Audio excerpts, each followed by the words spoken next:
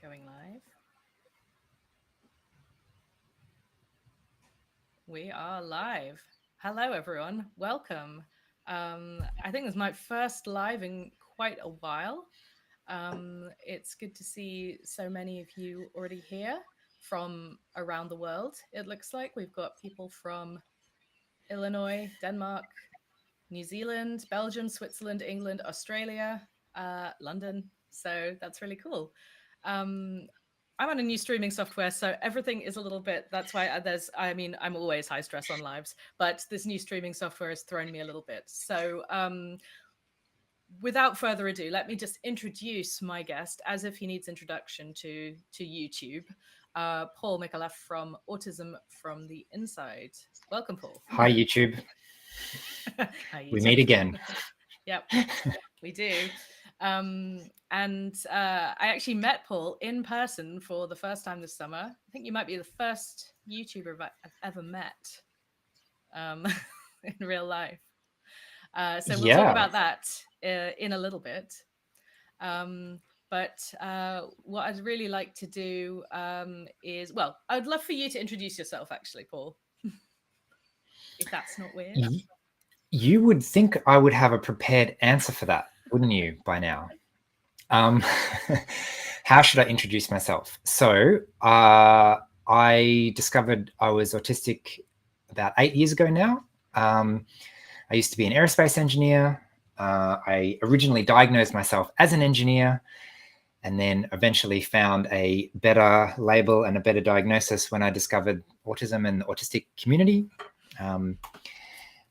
Fun story is on my very, very first visit to a autism support group, we spent about 20 minutes discussing what to do when you go to the supermarket and the thing you've been asked to buy isn't there.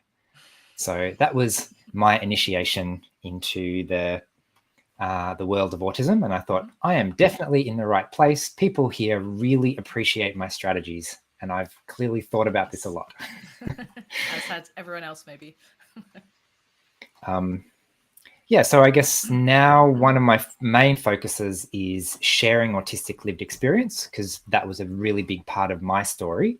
I thought I knew something about autism, but it wasn't until I heard the real life experiences of other adults that I started to recognize that in myself as well.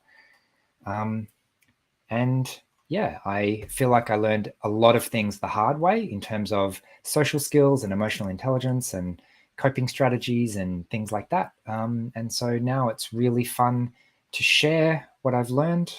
And I've made this my passion. So I left engineering and I'm basically full-time autism and emotional intelligence and teaching people about neurodiversity and all of those things. So it's awesome. And you've got an upcoming summit, an online summit that I have given an interview. That sounds very strange. You interviewed me for the online summit, and we talked a little bit actually also about burnout. The interview was back in March, so I'm not 100% sure I remember what we talked about, but it's something on the subject of burnout. Do you want to tell people a little bit about what the online summit is? Yeah, so since our interview back in March, I've taken 4 months off due to burnout. So I figure trying to remember back that far is a bit of a challenge probably for both of us. But the event is essentially, I have contacted some fantastic actually autistic speakers like Sam here. And we have a chat about some relevant topics from personal and professional lived experience. And the concept is, because it's online and because the speakers come to you, it can actually be a free event for the entire week. So it's world-class actually autistic speakers who work professionally in their own right. And it's all together in one event from the 23rd to the 29th of October, which is coming up pretty soon. So if you click on the link in the description box, it's already there. You can register and it's free, isn't it? Yep. I've just so that's seen a exciting. I've been comment. doing that. Sorry, I've been I've doing just that seen for a a couple comment of about years your now. loudness and my quietness. I don't know. This is a question that maybe we need some kind of tech support for, but I will try and lean in to the mic. Maybe you could lean out from the mic for the low tech solution. How's that? There's a little microphone volume thingy here that I just mine is shifted already a at bit. full, so Okay, I've just shifted mine down a little bit. Okay, great. Give Sorry us some to interrupt you. feedback in the comments if that's better or not. Yeah. Great. So the summit is at the end of October. And then you can also replay it, and I think it's something that it's not just for autistic people but educators and parents, I suppose.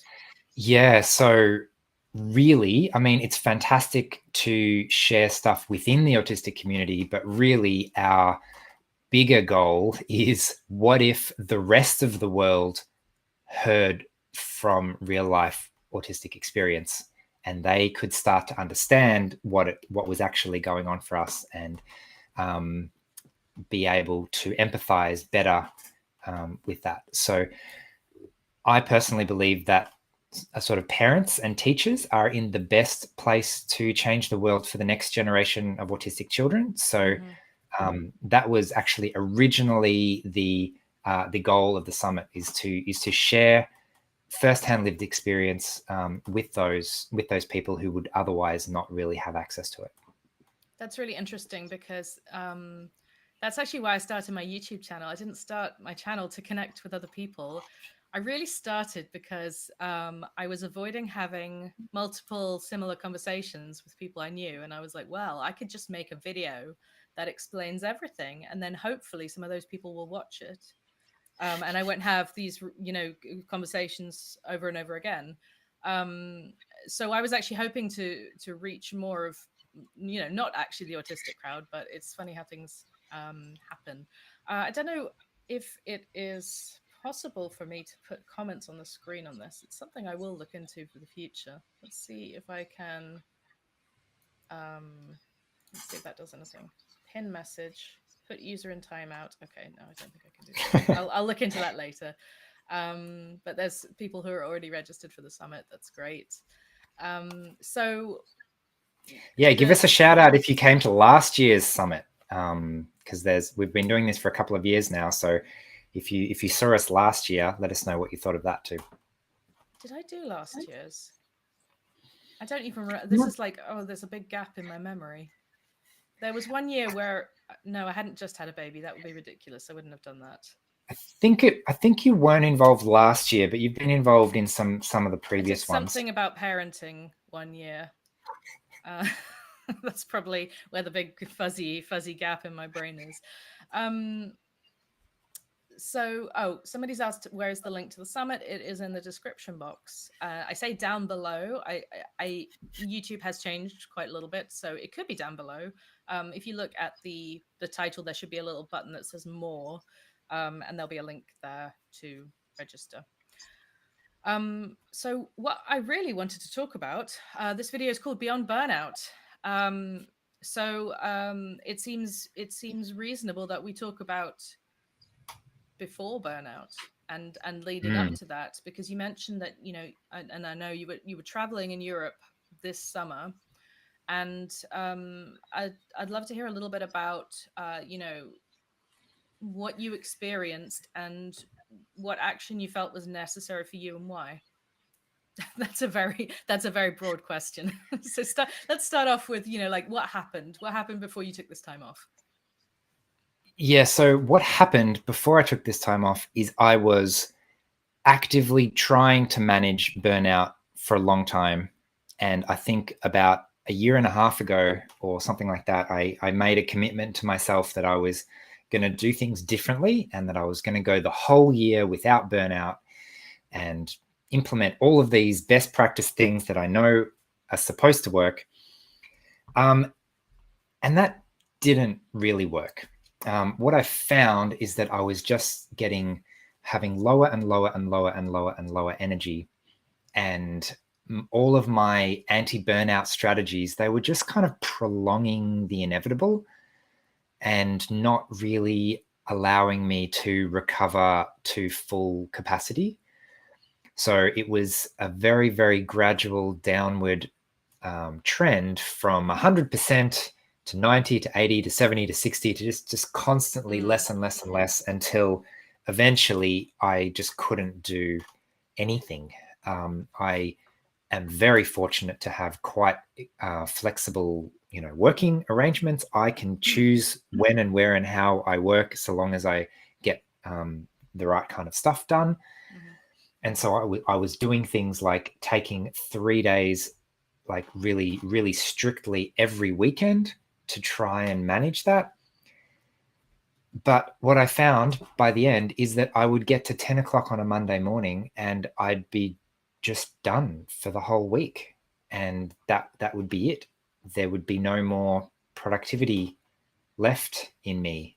And then I would take the rest of the week off, thinking that would help. And then I'd start again at, 8 or 9 o'clock on Monday the next week. And this time I'd last until Monday afternoon, and then I'd be completely wrecked for the rest of the week. So none of that was working. And so I really didn't know what to do. And I thought the only thing I can think of is to take what felt like a ridiculously long time of complete reset. So I essentially took 4 months off. I walked the Camino de Santiago. I went to a friend's wedding. We did a live event together in London, and various things like that, just to try and completely reset my brain. That was the goal, at least. So what were some of the things that you were doing, that when you talk about you were doing the best practice anti-burnout things, what were some of those things that you were doing that weren't helping enough? Well, I was trying to be aware of my energy. That was number one, just sort of noticing if I was spending too much time on things. I was giving myself what I thought was a reasonable amount of downtime. I took a couple of weeks off at the end of the year. I tried to take 3 days off every week. I tried to check in with myself on a daily basis to make sure I didn't push myself too hard. What happened, though, is that my hyper focus kind of worked against me a little bit, because when I tried to stop working, my brain wanted to keep working. And because I didn't have enough of a secondary thing to focus on, like to deliberately focus on, I would take a break and I would have nothing planned in my break. And so I would sit at home with nothing to do, and my brain would just stay in work mode. And then it would get to Monday morning again, and I just wouldn't feel rested at all. So one of the things that's working a lot better this time is that I'm planning in a lot of active activities to deliberately take my focus onto something else as part of an active recovery process. And what kind of activities are you planning in? At the moment, I have things like I do some regular rock climbing meetups, which are really fun. I found one that's really convenient for me that I've been doing every week. Social stuff as well. Making sure that because it's actually easier for me to relax when I'm around other people, because it takes away my focus and energy from the internal stuff onto something to watch. It's like an active form of entertainment. Some people watch TV. I can't watch TV because my eyes and visual system is overstimulated. So I can't watch TV. I can't even really listen to music or listen to podcasts or anything like that, because it's too much information and I'm already an information overload. So I need really casual, entertaining things, which actually is really easy to do when you're around people you don't need to mask around, at least. Yeah. Yeah.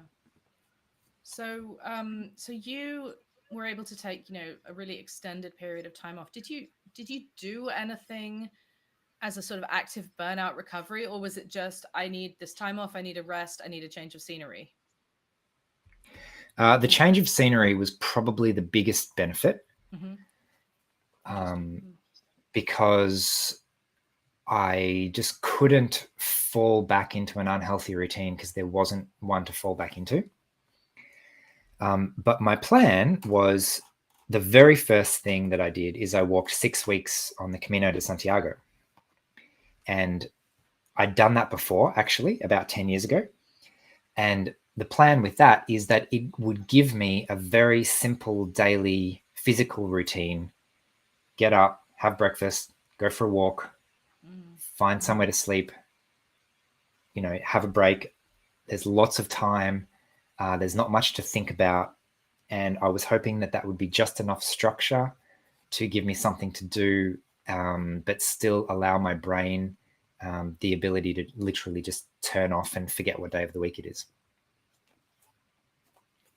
So for you, the key seems to be that you've got a very overactive mind that you struggle to turn off, and so you put yourself in a situation where it almost forced you into that state.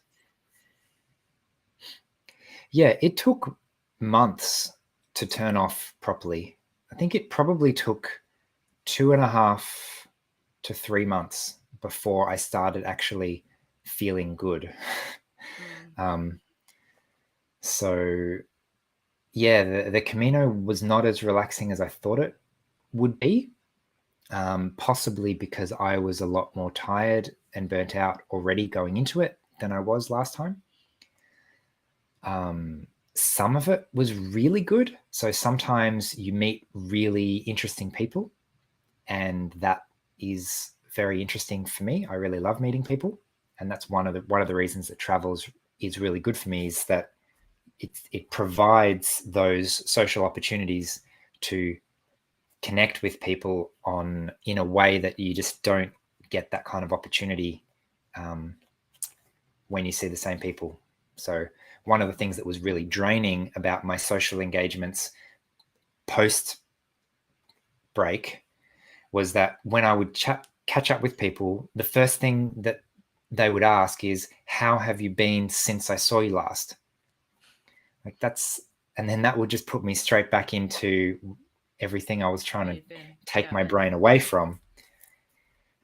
So when I was traveling, no one said, "How have you been since I saw you last?" Mm. It was more like, "What are you doing here? What do you like to do? What's something fun you've done in the last week?" It's a very present form of connection, right? It's not about like catching up on somebody's history and filling in the past. It's very much about like the present and being very Mm, mindful and aware of like what is happening right now, isn't it? mm. Yeah, no one says, "What's your job?" Mm. Right? It's always, "Where have you been? Where are you going? What are you doing right now?" Mm. So Yeah. And I can't remember if we talked about this when we recorded the interview for the summit in March, but I know that you're interested in like nervous system regulation, and I was wondering whether that was any part of your burnout sort of recovery toolkit during that time or afterwards. um, it was part of my understanding of what my brain needed. So neurologically, I needed to give my brain a break so that it could de-stress and calm down in a long-term way. Mm-hmm. So there wasn't so much like an active way to do that, but I could recognize the signs that it was just getting slowly more stressed, and it was not able to release that stress as fast as it was building up. Mm-hmm. Yeah, it's really interesting because obviously we talked about I think we've talked about EMDR before and stuff like that. I recently did a therapy for my nervous system that is as quick and effective as EMDR and has I would say overnight, but in after 2 sessions cured many things that I felt were related to either autism, or I actually felt they were more related to my increasing ADHD symptoms. And this was it's called heart coherence therapy, heart variability, heart rate variability, or something like Yeah. that. Um, and so that's got me very interested into the relationship between sort of like a dysregulated nervous system and autistic burnout, and maybe also the relationship between trauma and all of that. Um, but that's not really what we're talking about today. Sorry, that's just like me. I'm like, I want to talk about this new thing that I'm really excited about. So obviously, like, I understand travel is, for a lot of people, it's an amazing way to kind of like reset yourself. um and um and we did meet in London. Should we talk about our London event, because that was really fun? We Yeah. kind of like we were trying to meet in Munich, because that seemed, I don't know why it seemed easier, but London's also very close to where I am, near Amsterdam. So let's yeah, what was this London event? I don't even remember. I remember it was at a cinema, and everything else I blacked out. Yeah. So basically, how often do I come to Europe? Not that often. And how fantastic would it be to run a community event? So it was also in my brain, it was like a bit of a post-COVID thing. We'd all been locked up way too long. Wouldn't it be nice to actually meet in person?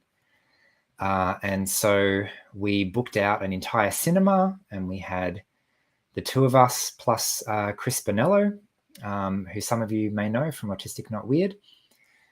And yeah, it was really nice. We literally sold out the entire cinema venue, and then had a live stream as well. So maybe some of you watching today were on that,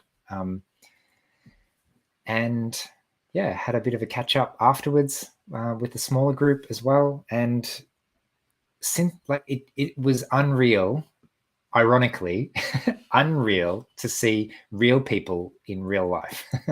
It was a bit weird, wasn't it? Because I think that's the first. I'm just trying to remember. It's probably at least one of the biggest, or the first live event in real person. You know what I mean? In real life, that I've done really since starting my channel 4.5 years ago. Mm. And then you meet people. I say, like, oh, you feel a bit like a celebrity. I didn't feel like a celebrity. I felt like a spiritual guru, which was slightly unsettling. When people are bringing you gifts and stuff, and I'm like, it was lovely. It was really lovely to meet people. I wonder if anyone is watching right now who was at the event. Oh, someone said I was at I was at this event and it was really great. And we had people traveling in from like Italy and France and I other can believe places it. around Europe. So I was yeah really impressed by the commitment of some of the people to come along. Yeah, it was a really awesome thing that I hope I can repeat in some way. Like, that in-person connection I felt was really powerful, because well, for me, like, just completely selfishly, for me, it was really nice to not just be behind my computer all the time, because it's like being a YouTuber, people is like, it doesn't matter how many followers you've got, you're still just stuck behind a desk by Yeah, yourself most of the time. yeah, um and a and number on the screen is nothing like physical people in the same exactly. room. Yeah, and also, for me, reading comments from people, somebody says, thank you so much, you helped me get my diagnosis, those are the sort of comments I really get a lot. And so for me, a written comment is really hard, but when you have somebody in real life who's like, you have all the emotions that is coming with that, that's really, really powerful. So I'd I'd really like to do some more in-person events. I'm trying to organize a retreat, like, in nature, a sort of glamping Mm. retreat. This is like me being this is like a soft open, which would be like a weekend where it's glamping tents, and there'd be like events run and talks and stuff like that. But I don't know if that's going to happen next year. But that's kind of like, that's one of the things I'd love to do, because I just like, I think there's something in the power of nature and like getting away, being in a different place, and then also connecting with Mm. people who are like you and who go through some other things. Um, Yeah. And I mean, we were there, which is fantastic. That was kind of the excuse for people to turn up to the venue. But just being in the community and meeting other people is half the value of actually attending an event like that in absolutely, person. yeah. So I even asked the room at this, as part of the event, who has been in a room with 100 more than 100 other autistic people before, and not many, if any, people could actually say yes to that. So it was quite a unique thing. Yeah. No matter which way you look at it. I mean, I don't think I'd ever been in a room with more than 100 autistic people before. At least not diagnosed ones. Um, Thinking like family reunions, maybe. No.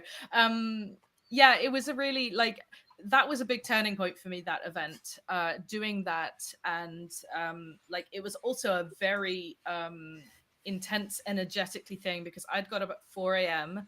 in order to catch my train to get to London.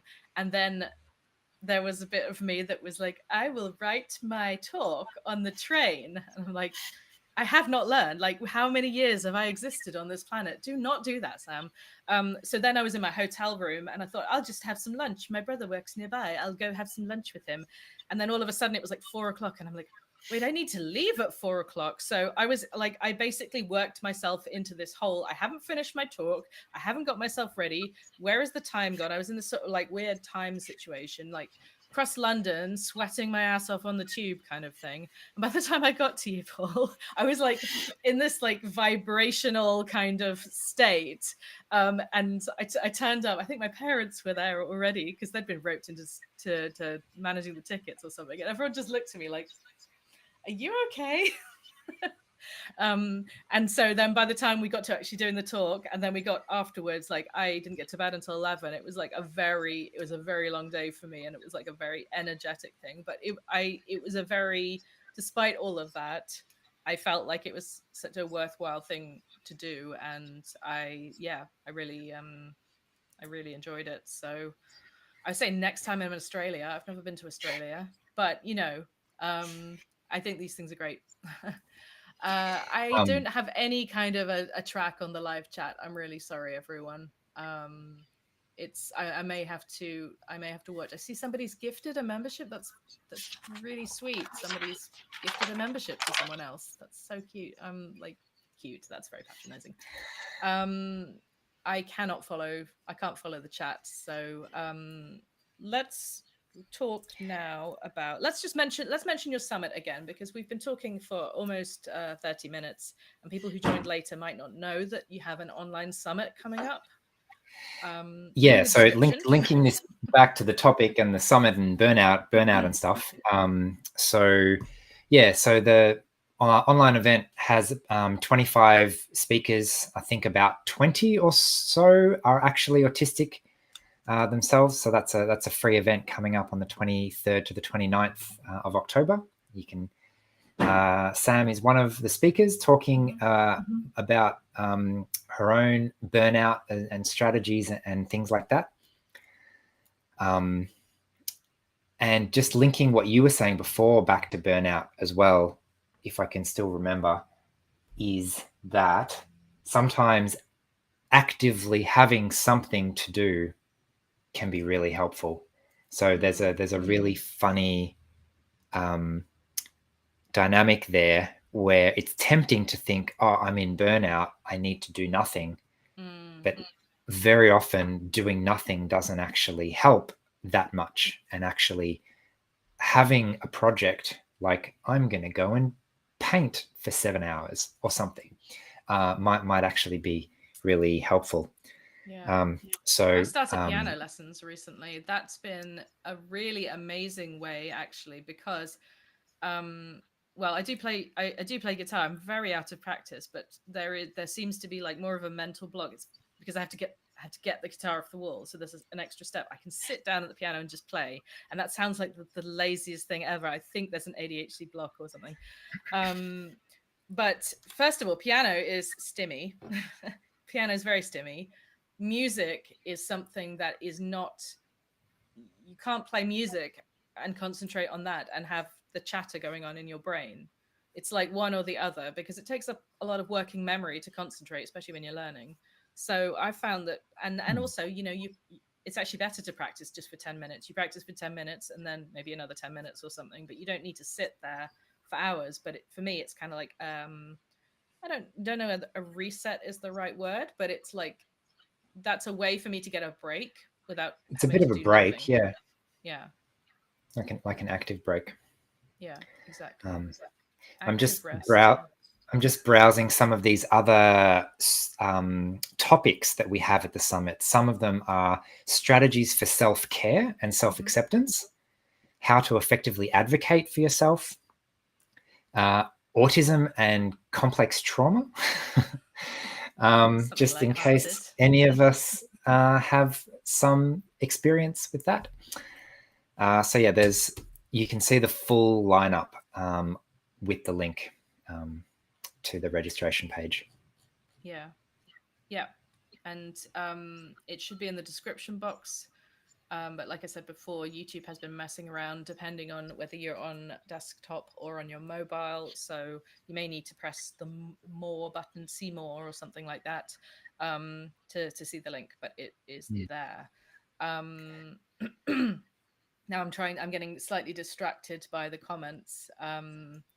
Simona says, yes, sounds like an ADHD block. I have to get my keyboard onto the table. Guess who quit playing after 2 weeks? Yeah, exactly. Like the thing I have learned about, especially when you're trying to create habits, especially habits that are good for you and maybe not immediately rewarding, is that you have to just remove every single possible roadblock and barrier to that thing. And that goes for like little things like, where am I going to keep my mugs? Right, if you keep your mugs as close as possible to the location, you won't have to be annoyed like having to open and dig in the back of your cupboard, kind of thing. And it's the same mentality for like, how am I going to start a habit to practice piano? Everything has to be set up and ready for you.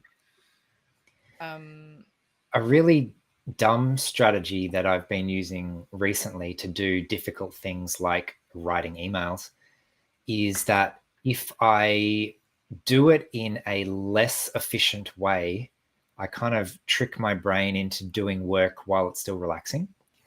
So what do you mean by less efficient when it comes to emails? So instead of sitting at my computer and having a list of emails that I need to write and clicking on one and actually doing it and doing it until it's done and then doing the next one, what I'll do instead is get a cup of coffee and lie down on the couch and get on my phone and think about something else and listen to music, and then just open up the email and then just have a think about it for a bit without actually doing it. And then if an idea comes to mind, I'll write it down.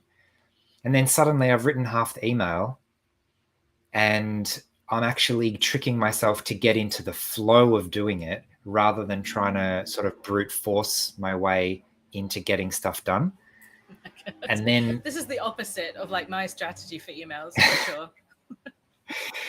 And it really should be said that I feel like my brain is the opposite of an ADHD brain. Like the way I have the ability to brute force my way into things sounds to be the complete opposite of a lot of the things that you're saying about removing barriers and things like that.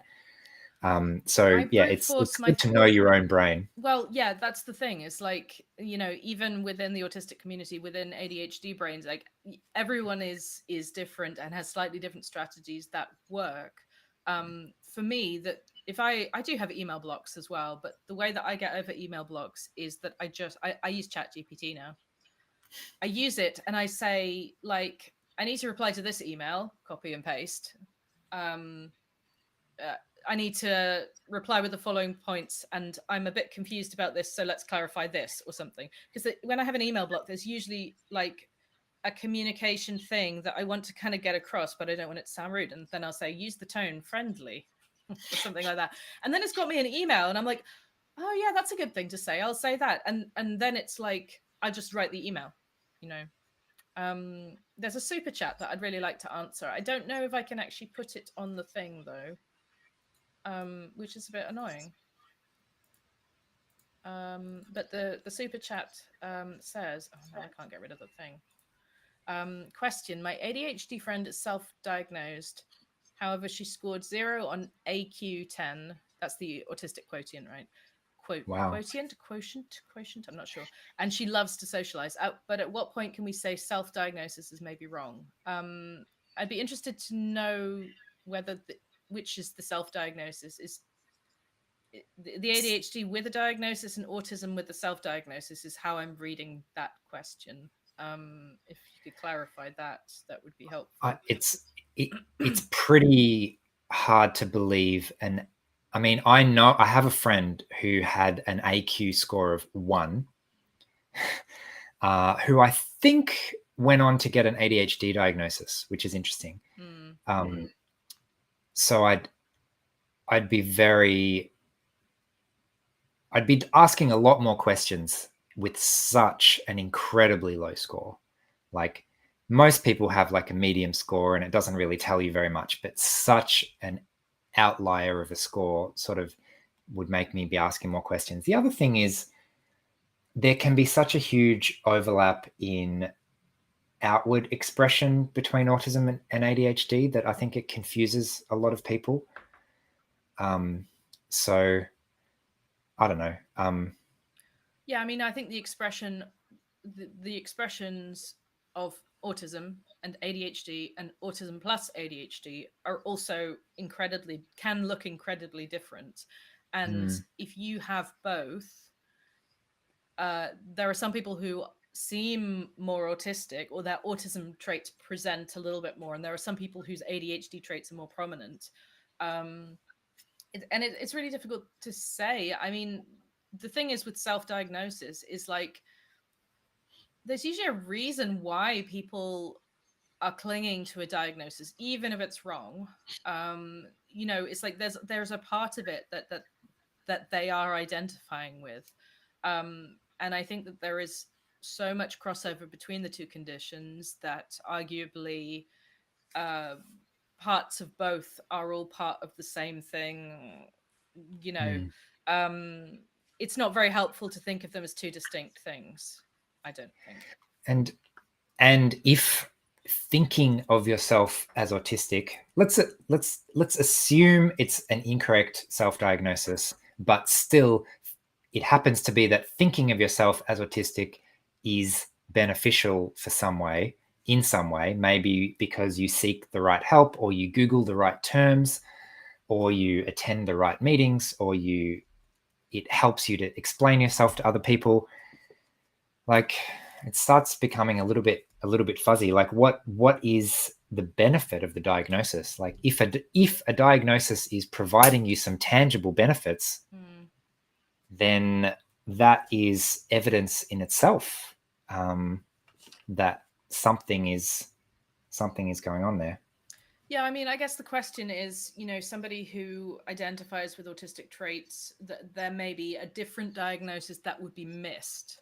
But I think it's also, there is a narrative that like this is a trendy thing, right? This is, I actually kind of want to make a video like it's a fad or it's trendy. I'm like, what do you actually mean by trendy? Like, do you mean that a lot of people are doing it and people want to fit in, so they're faking they're faking being autistic?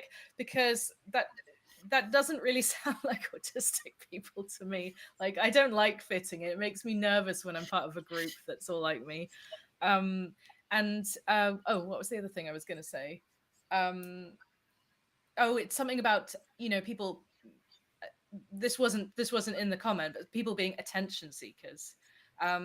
That's a very interesting term for me. This idea that you would be sort of like faking a diagnosis for attention. For me, the interesting part is like, okay, why does this person need attention so much?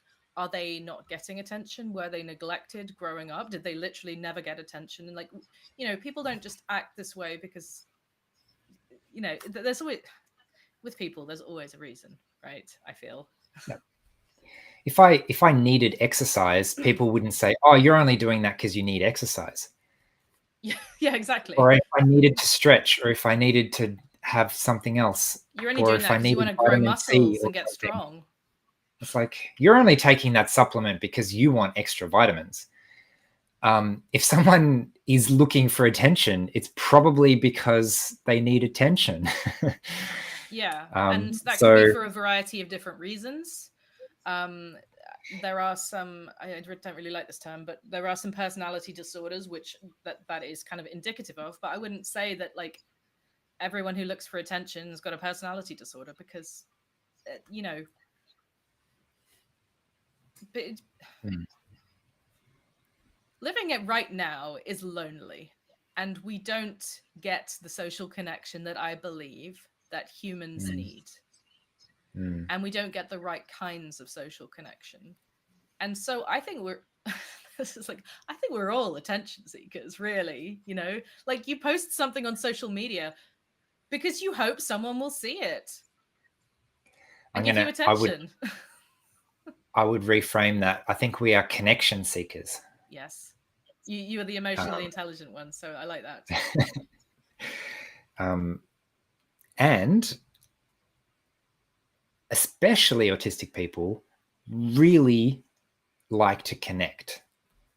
And that is one of the reasons that social stuff is often so draining, because it takes so much energy and it doesn't give very much connection back, because I'm just doing my script, or I'm just acting in my mask, or I'm just doing what is considered appropriate in this situation, and talking about boring things instead of talking about interesting, connecting, human relating things. Yeah, that's very true. And I think that, I don't know, you know, as a parent, that you go to events and you talk to other parents, and I find that very hard unless you know, you get the right parents, because when I talk to other parents, I want to connect with them in a way that is like, yeah, this is hard, isn't it? Like this is really hard, and all of this sort of stuff. And other people want to connect in a more superficial way, it feels. They don't seem to need that. I don't know whether it's they don't seem to need it, but they don't seem to seek it out in an average social environment.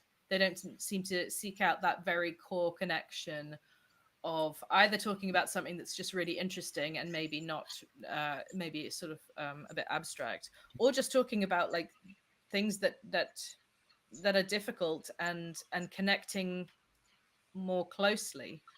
And that's not to say, you know, certainly when I was younger, I had a tendency to kind of spill my feelings a bit more. I'm a little bit more savvy about, you know, when it's appropriate to say what.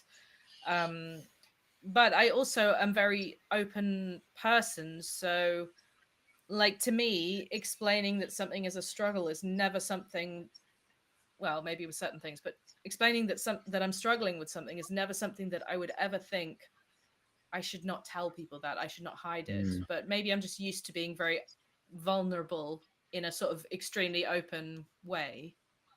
I don't know. We've gone way off topic now, haven't we? Yes and no, because this is part of the reason that we end up in burnout in the first place. Is number one, it's hard to find that type of connection.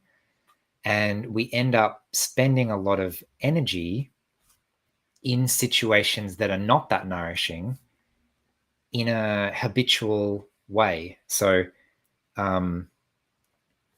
you know, I've recently changed things up a bit about how I spend time with my extended family, because how we were doing it previously, I was turning up in physically, and I was just going home not that long after, because I was too tired and it was too draining and I wasn't really connecting. And then we'd do it all again the next week, right? And on paper, that looks really nice when you see each other so regularly, but yeah, if it doesn't actually foster the genuine relationship, then it's not a good long-term solution and will eventually lead to all the things that we've been talking about. And that can be really hard, because as an individual, you know, and as an autistic individual, you know, you can do quite a lot of work on yourself in terms of building emotional regulation skills, emotional intelligence. You know, you can put in a lot and actually can build up those skills. And that doesn't always help you connect with people around you unless they're also doing that. And then, so even if though you have those skills, that can end up being equally isolating. You know, you get to a point where you're like, well, at some point the other person needs to learn to connect with you in a way, you know. Yeah, if you're going to get your social need met with that person, then they are going to have to understand what you actually need. I think like one of the so I run an online emotional intelligence course as well. It's one of the things that I wrote very early on, just to get my everything I'd learned on paper. And one of the key things, the very, very first thing in emotional intelligence is self-awareness. And so just because I know what I need and how I work doesn't necessarily mean I have a good solution to get it in real life. So Yeah. And well, obviously, like, the thing about communication is, which I always say, is it's a two-way street. And like, talking about autistic people having poor communication skills, some of them may, and I definitely do at points, especially when I'm tired or in burnout, my communication skills are worse. I don't necessarily think that it's like you can just blame communication on one person, though, because all communication, there has to be attempts from both sides to understand. Otherwise, in my opinion, it's not really, well, it's not really real communication, and that goes for sort of neurotypicals as well. Yeah, it's a bit like different dialects or different languages. Like if you speak the minority dialect, you're kind of expected to learn how everyone else speaks. Because that's the correct way of doing it. You know? Yeah. Yeah. I say correct. I'm fiddling with a pen, so I'm like, correct, you know. I'm just having a look if there's any other comments. I'm just like, I'm so struggling to keep up. That's great that there's so many people in the chat, though. I'll have to look at this once we're done. Somebody said,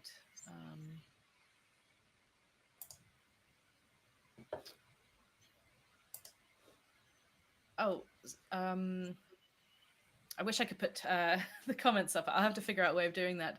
But I did meet somebody who I'd only known through Instagram. And she said, I love the live event in London this summer. It's not often an event like that fills me up rather than depletes me. And I think that that's what we were talking about, you know, before, is like having these events where you are maybe for the first time in your life surrounded by autistic people or other neurodivergent people. It's this is what I was saying. Even though the day itself was like extremely energy intensive for me, emotionally, it filled up my cup in a way that I definitely want to find out how to recreate that. Because if I felt that benefit, like I imagine other people would too. Oh yeah, I was definitely on a bit of an emotional high for a couple of days afterwards. Partly because the stress of organizing it had gone.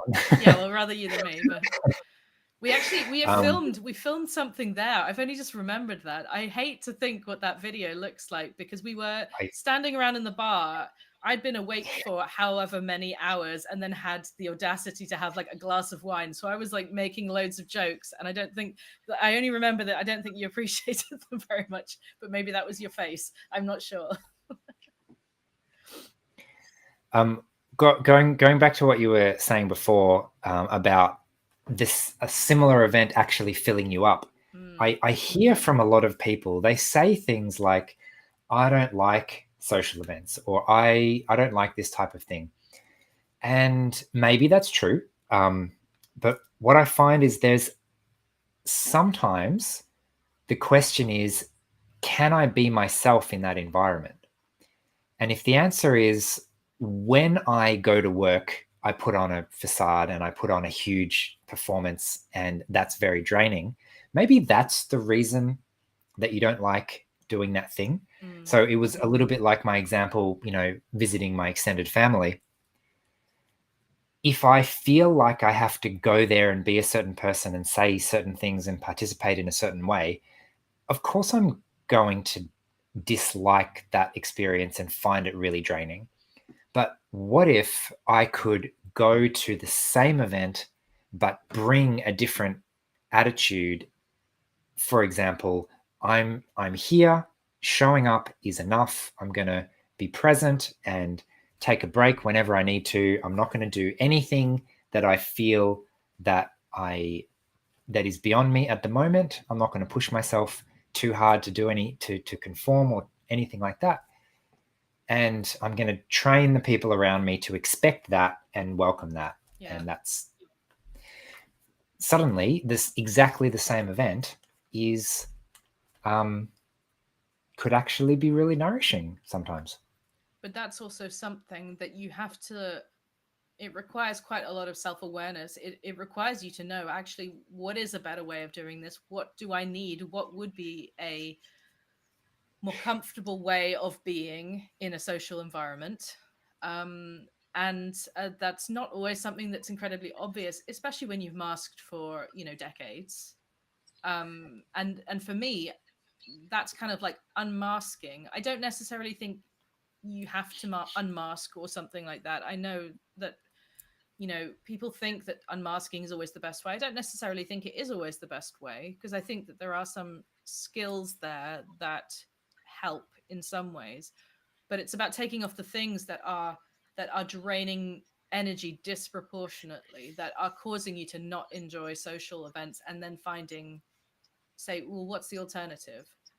And sometimes the alternative can be quite hard to figure out.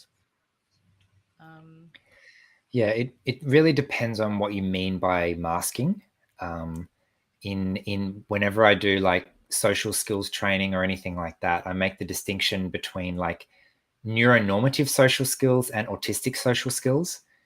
And if you can turn up in a way that is an authentic version of yourself, then it doesn't feel as much like masking. Like you're still putting on, like you're still making an effort and doing what you think would be helpful and appropriate in the situation. But sometimes if you get the balance right there, it doesn't feel. It still feels like an authentic version of yourself. But you're definitely right. It is absolutely not intuitive necessarily how to do that. It's not like I know what to do and I just need to do it. It's a big discovery process, which is that work of learning self-awareness, is that self-discovery process. Yeah.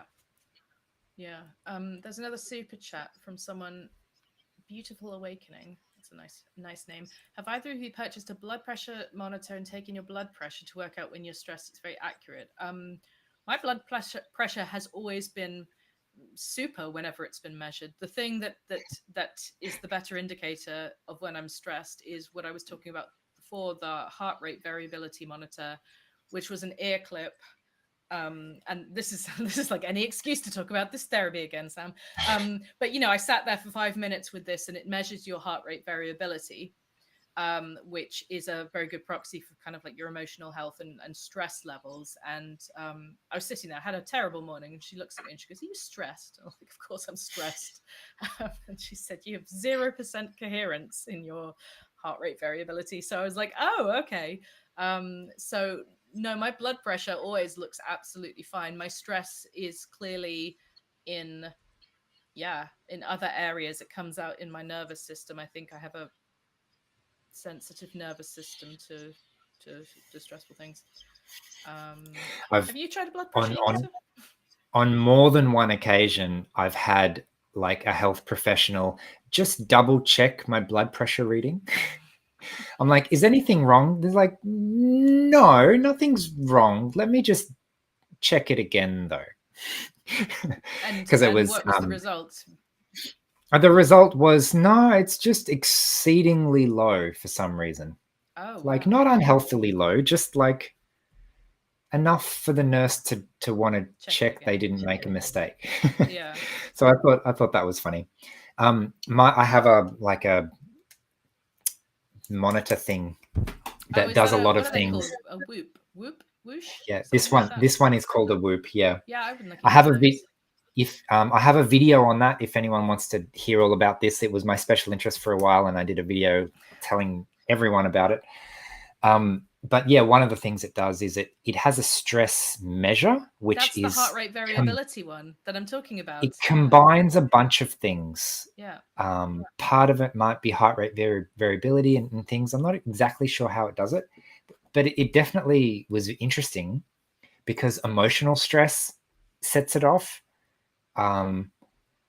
Mental stress sets it off. I used to sort of relax in the evenings by doing puzzles, like logic puzzles and things. And then I'd look back at my stress thing over the day. I'm like, oh, I wasn't really relaxing. Actually, it took a lot of energy to try and hold all these things in my head and solve these things. So I ended up having to force myself to stop doing that because it just wasn't relaxing. Interesting. Yeah, when I had the ear clip on and it was measuring it continuously, I was doing these breathing exercises, right, which is the core of the therapy. It's really it's annoyingly simple that this has helped so much. I'm never been a fan of breathing exercises, but that's because I haven't really understood how to make it effective. And anyway, so I'm looking at the chart, and I'm not on camera like that.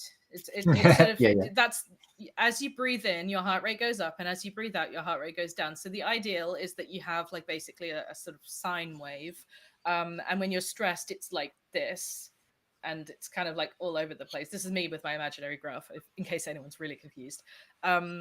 And she pinpointed these two areas because when I'm sitting there doing breathing exercises, of course, your mind is like racing all over the place. And she's just like, what happened here?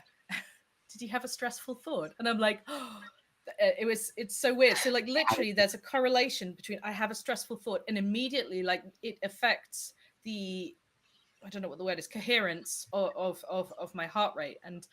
And so breathing exercises by themselves have just not been helpful for me, but then breathing exercise with immediate feedback has been completely life-changing for me because it's made that connection between when I breathe in, my heart rate rises, and I feel that because I have incredibly sensitive interoception, and my brain interprets that as danger. And so doing breathing exercises has given me panic attacks in the past because my brain is over interpreting my body's internal signals, because I can tell when my heart rate rises by a tiny amount breathing in and out. So now I'm doing this therapy, and I know, and she said think of it as like training a muscle. So when you're breathing in, it's like you're doing cardio training or something like that, and learning and trying to teach my brain to be like, this is how I should feel in order to do the exercise in order to get regulated. And that's been powerful. Like it has I don't like making these claims, but like it's completely reset my nervous system to the point where like I used to have shaking hands all the time, and now my hands don't shake. And I used to have like pretty much chronic pain, not really sort of in a clinical level, but like enough to be annoying. And that is gone after a week. So yeah, you can tell I'm a bit obsessed about it. But I am going to do a video on that. I was thinking about getting one of those Whoop pans as well. Right, let's see if there's any more chats or something like that. Have we covered everything that we were going to talk about? I think we talked about. I'm curious to know what you're doing differently now. You have mentioned a little bit more active rest rather than passive rest. Is there anything else that you now know after having had the break that you've had that you want to do differently? So it's tempting to choose a lifestyle, choose a goal, and then try and do everything to meet that. But if it's too much or it's too stressful or it doesn't suit you, then it doesn't matter how much rest or how much recovery or how much medication or how much sleep or how much anything you have, because it's too stressful or too damaging or too tiring or just too much. So a big part of it is identifying what can I literally cut out of my life as much as possible to reduce that the stressing, tiring factors. So things like, I don't let myself check emails on a Monday. I just it's already waited 2 days. It can wait another day. And I'm going to just do something else today and follow my energy and be creative or productive in another way, or even just take a break. Because I know that once I start thinking about other people's demands, oh, this person wants this from me, this person wants this from me, I've got to do this, I've got to do this, that sets my brain into sort of juggling all the things I need to do mode. Yeah. And then I feel like I'm not allowed to forget about one of them, because then I'm going to miss it. So trusting things to my calendar. It's in my calendar. I'm not even going to think about it. It's in my calendar. I'll set myself a reminder at an appropriate time when I need to start thinking about it again. And until then, not thinking about it at all. Oh my God, you can tell you don't have ADHD, right? I'm like, I have to plan the week and I have to remind myself that I've got a live on Wednesday. And then I have to put it in my diary and remind myself again that I have a live on Wednesday. And still I wake up in the morning and think, what am I going to do today? I mean, I'm just remembering a strategy that I used to have at university, that if I had an exam, the first thing I would do is take a couple of days off. Because if I have an exam, if it's Monday and I have an exam on Friday, I'm not going to spend 5 days studying. That's silly. I'm going to take 3 days off and spend 2 days studying. And so for those 3 days, I would not even think about it at all. And then when it is time, then I would put all of my energy on it and allow myself to focus on it. And it worked really well. And this is, a decade before I discovered my own autism. So yeah, I wouldn't even like to share my study habits with anyone, because in case anyone thought it was advice. In case someone followed your advice. Yeah. I mean, I clearly well, I had a very good memory for things back then. I wouldn't be able to get away with that now, because my memory, my working memory, all of my memory, I think is worse. That's a biological fact. After you have kids, your brain does shift. And it's also just an experiential fact when you are looking after kids, because you've just got so much on your plate to think about. But I just relied on my memory and adrenaline and sheer panic for pretty much getting through all of things. But interestingly enough, a lot of that's gone into my long-term memory. So I have a friend who I studied psychology with, and we'll be talking about various things, and I'll be like, don't you remember learning about this in psychology? And she'll be like, no, I've got no idea what you're talking about. Like, but we learned about all of this, and we had this lecture, and I remember that he said this and this and this, and she's just like, no. So memory is a very interesting one. I think autistic memory is quite different from neurotypical memory. I think that it works very differently, and I feel like I have simultaneously incredibly impressive memory and very poor memory. I don't know whether that is the autism ADHD combo or something like that. I'm just having a look at the chat. It's got nothing to do with what we're talking about. Right, we've been on for over an hour now. Should we talk about the summit again, in case the people who've just joined missed it? So we, I still can't work out what to say. Why don't you talk about the summit?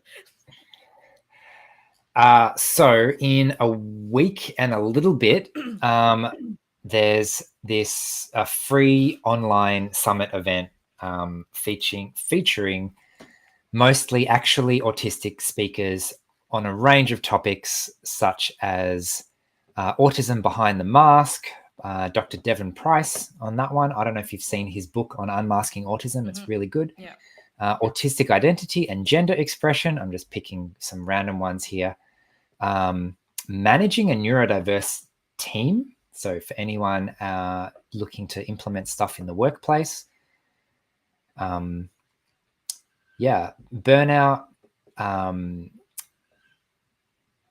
non-speaking autism.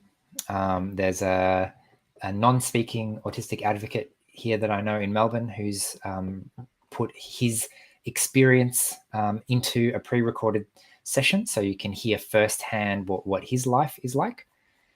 Neurodiversity in intimate relationships. That's always a challenge to navigate. A big part of my work is as a life coach, and probably half the people that come to me have some form of relationship goals. And I'm always saying that let's be real about this. Like, managing relationships with other human beings is probably the most complex task you could possibly attempt to undertake. So it's no surprise that it's so challenging. So yeah, link in the description. It's a free event coming up on the 23rd of October. We've also been chatting a little bit about our London Live event that I'm sure many people on the live here would have seen. If anyone is feeling like a bit of FOMO with that because they missed it and they didn't know about it, send me an email. I think I'll have to ask my team how to access that, but I think the replay recording is still available for purchase somewhere in the archives. Oh, cool. So if anyone's interested in that, send me an email and we'll set you up with that. What's the email they should send it to? info@autismfromtheinside.com.au. Great. There's just another super chat that's come through from Beautiful Awakening. Thank you so much. My memory is associated with what I was looking at the time. If I was listening to something when I was driving, I'll remember the exact part of the road I was on when I heard something. That's really interesting. I think the topic of memory is really worth exploring so much deeper, the associations between sensory memory as well, associative rather than linear memory. I believe is more of an autistic thing, where we associate things together rather than having things like working along a timeline. So that's definitely such an interesting topic to explore. Do you have anything else you would like to say? Since we have, captive, I say captive audience. They're not actually captive. They can leave. But since we have an audience at this time. One of the things that I've noticed about myself with self-awareness is I can feel my brain kind of dropping in concentration ability, and suddenly it becomes just a little bit harder to make thoughts into words. And I can slowly feel myself reaching that point. What today, now. You mean? Yeah. That's great that you're aware of it. And we are going to finish. So you can get a restful evening where you are. It must be it's 7 where you are? Just after 7 for me, yeah. And it occurred to me about 10 minutes ago that I have forgotten to take my ADHD pills, which is why I'm like, woo, so excited. So I apologize to everyone for my inappropriate levels of energy in contrasting with Paul. It's also 10 here, so like annoying morning person ready to face the day. But yeah, I just want to thank everyone for watching. It's been amazing to see you all on the chat, even though I've not been able to follow it. It's incredibly complicated to do a live and follow chat. I hope you all realize that. And thank you to Paul for sharing your experience, especially like a very kind of vulnerable experience with burnout and your recovery process. And thank you for organizing this online summit. I think it's just amazing work that you do. And it's probably a complete pain in the butt to organize. And I imagine it's like herding cats, trying to get autistic people to all get their interviews done and arrange everything. So I just wanted to thank you for doing this work for the community, and I hope that a lot of people can join in a week or so. Yeah, the hardest thing for me from an executive function point of view is having 25 concurrent conversations with all the speakers at once, going, right, where was this conversation at? What were we up to doing? Have we recorded yet? What was our topic again? So thanks so much, Sam, for your contribution to the summit as well. It's a fantastic topic, and I wasn't sure. Like we're talking about burnout today, and we talked about burnout in your interview, and I'm like, are we going to cover the same stuff? But it was completely different today. Yeah, I mean, I can't remember what we even talked about. I think it was like identifying red flags or something along those lines. It was more about your own, like very specifically about your own experience and identifying red flags, and how you came out of that and things like that.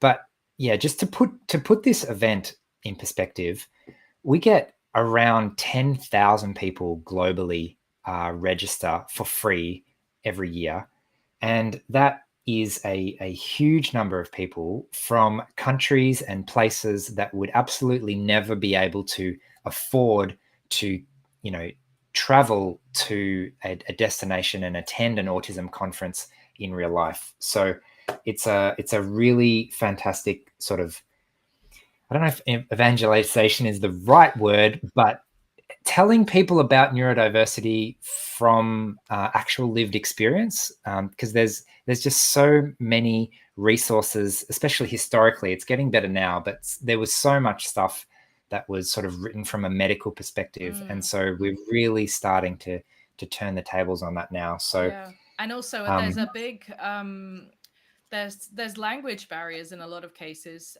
This is, for example, this is like a plug for my workbook. It's now translated into Portuguese. When I was writing the what's it called, bibliography for that, and Anna, my team member, she was doing the translation. She was saying, like, this is not available in Portuguese, like for books like Unmasking Autism, and like very successful books that are not available in Brazil, for people who don't read English. And so you think all of this work is just not there, and then that translates into what is accessible to professionals who may be well-meaning but don't have the actual translated resources. So I think it's taking this more globally is going to be a really important next step to making sure that all kinds of countries have a more up-to-date understanding on neurodiversity in general. we really do take that for granted, that there is any understanding of autism in our health professionals. That is just not the case in most non-English speaking countries. Yeah. From what I've heard from feedback and from questions that I get from other people. So it's definitely a step. And although this particular resource is only available in English, there are closed captions on everything, and things like that, which hopefully make it more accessible.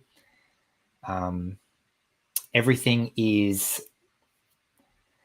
come on words, everything is available to watch on demand as well, so it doesn't matter what time zone you're in. Somebody really in the excited about it. It's so late in the evening, but I think you can access it anytime, right? You can access every day's speakers for the entire 24 hours whenever it suits you. Yeah. So absolutely does not matter which time zone you're in. That's awesome. Well, I look forward to watching our own interview to remember what we even talked about, and I hope it all goes very smoothly.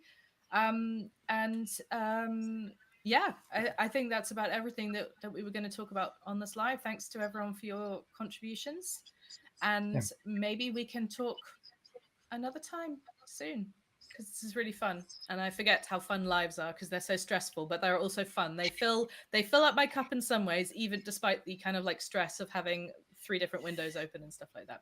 So thanks everyone for watching, and we'll see you next time. Bye. Thanks everyone. Thanks, Sam. Bye.